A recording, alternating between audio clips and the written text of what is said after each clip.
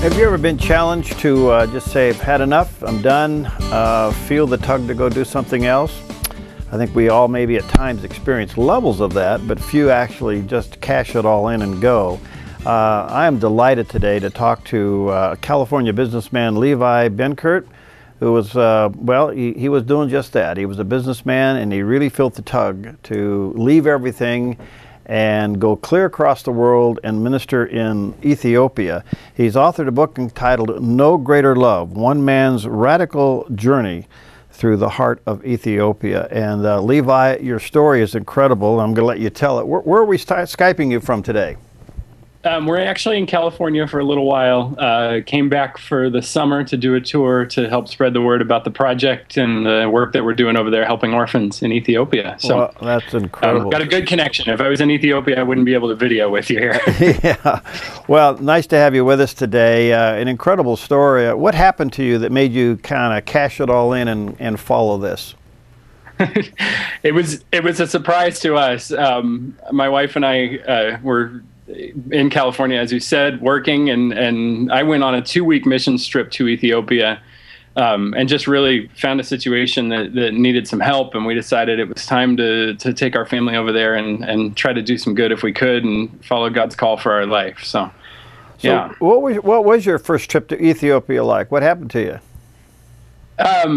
Eye-opening. I had traveled some as a kid, seen some of the orphan issues in the world, but really didn't understand the extent of, just how bad it was and how much of a need there really was. And so coming over and getting a chance to meet kids who had no parents and were really in an awful situation, we, immediately knew something had to be done, and we weren't sure what it was at first, but came to the conclusion that we were gonna give our lives to helping do what we could. So.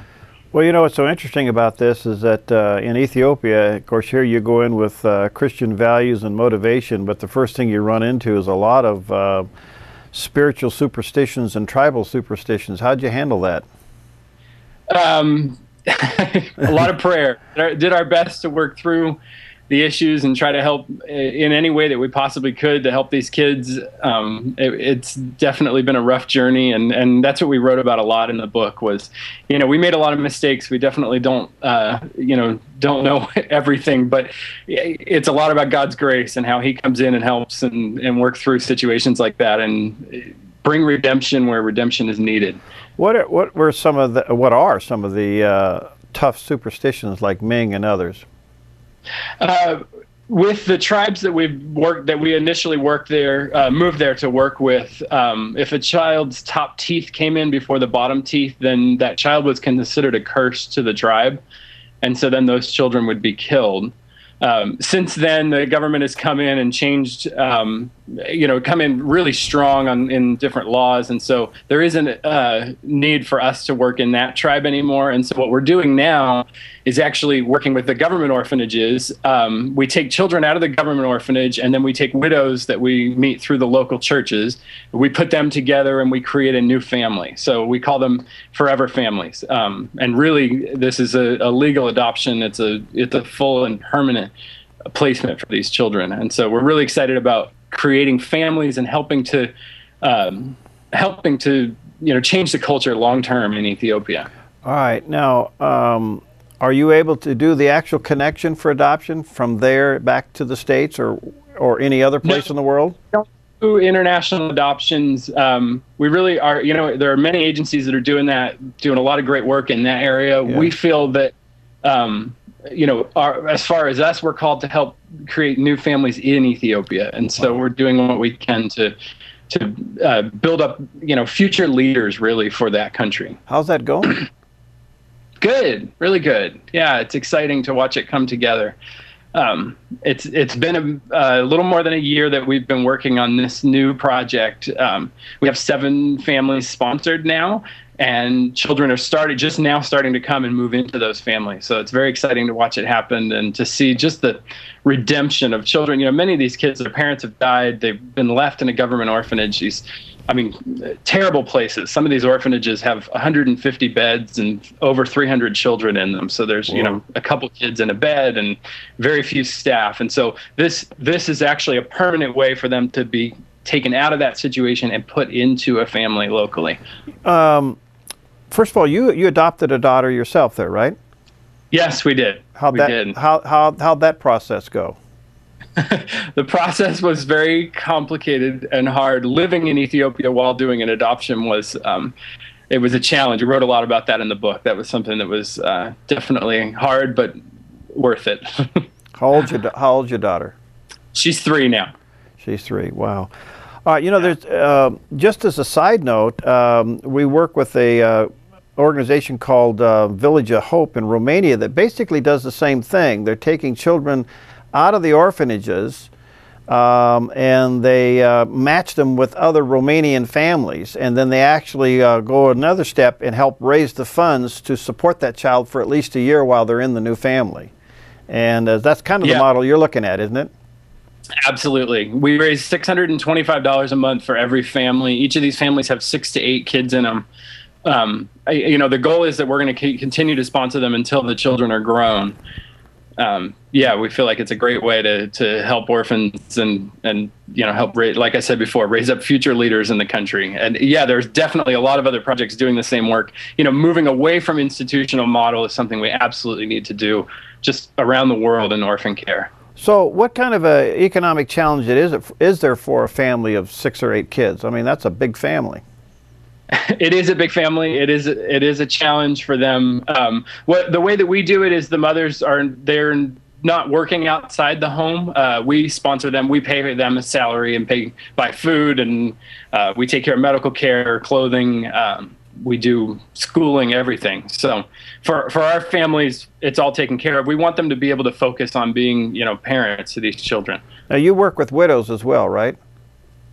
Yes. Tell us about that. We work with the local churches to find women that they feel are good, strong Christian women who, you know, may have lost a husband. Sometimes they've left, sometimes they've died, often they've died.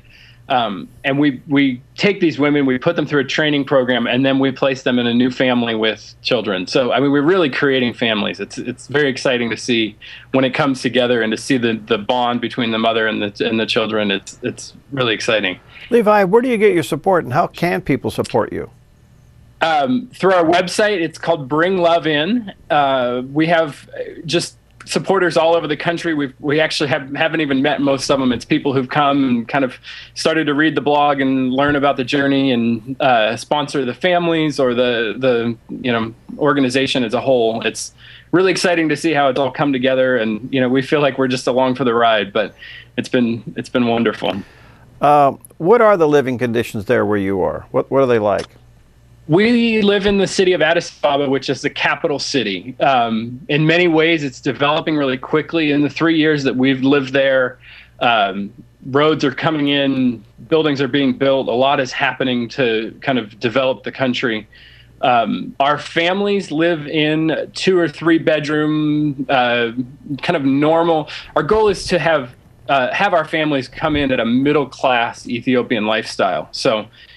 These houses are nice, you know, they've got roofs and windows and doors and, you know, definitely nice, comfortable places. Is there any government resistance, or are they pretty much applauding what you're doing?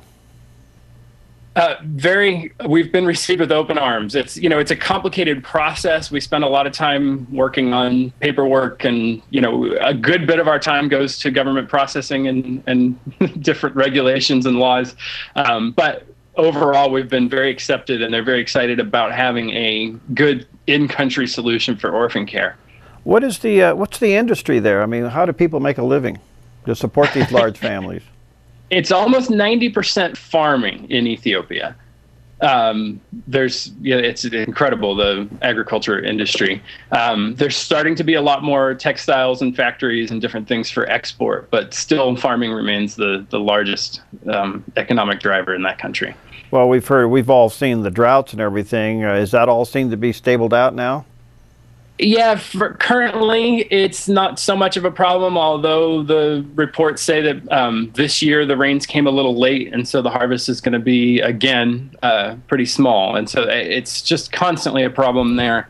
I mean, really, the big organizations need to start working on agricultural supports, because just shipping food over there isn't helping, unfortunately.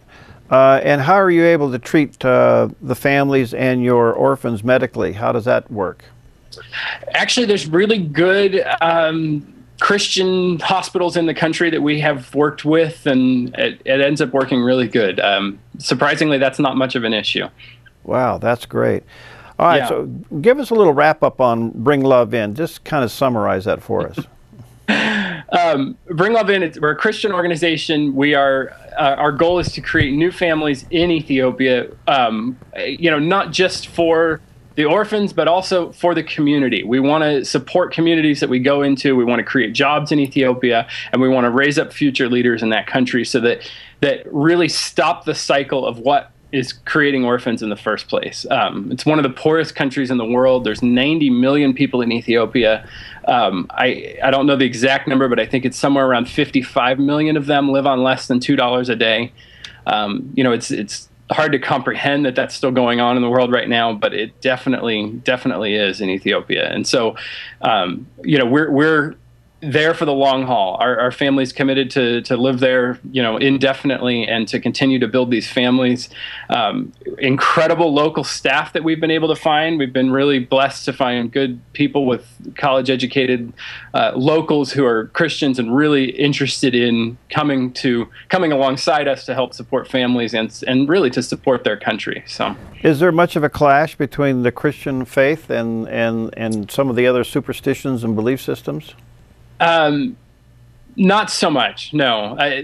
The Protestant Christian Church is growing quite a bit in Ethiopia. It's one of the things that we're really thankful to be working in a country where there are a lot of really good Christian churches that we can come alongside, and pastors, and that's been a great help. I know it's not so much in other countries, but in Ethiopia it definitely is something that we enjoy.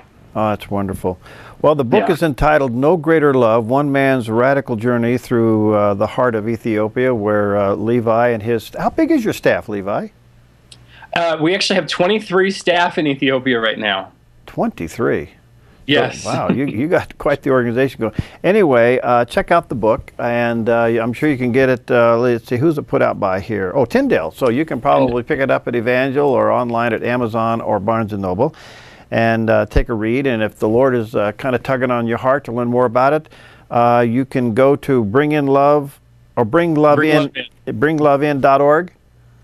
.com. .com. All right, bringlovein.com. And take a look. If people are interested, can they learn how to get involved with you there? Yes, definitely. We write every day or every couple of days on the website, updates on everything, how it's going, pictures of the kids and the project, and yeah, it's a great way to connect. And so people can sponsor a child. Is that how that works? Sponsor a family. A family. Yes. So, we ask people to pick whatever portion of the $625 a month that it costs to do a family that they feel like they can sponsor. And, at this point, the government's telling us that there's going to be another batch of kids. 45 kids are going to be moving in. So we're really looking for new sponsors right now to come alongside us and help to set up new families. So, all right. Bringlovein.com. Check it out. Hey, Levi, thank you. Keep up the good work. And maybe when you get back to the States again, we'll have you on again. Perfect. Thank you so much. All right. God bless. Have a great day. Bye. All right. Check it out. Again, it's called No Greater Love, put out by Tyndale and Levi Benkert, and take a read as to what he's doing there in Ethiopia. All right. That's it for us today on Focus Today.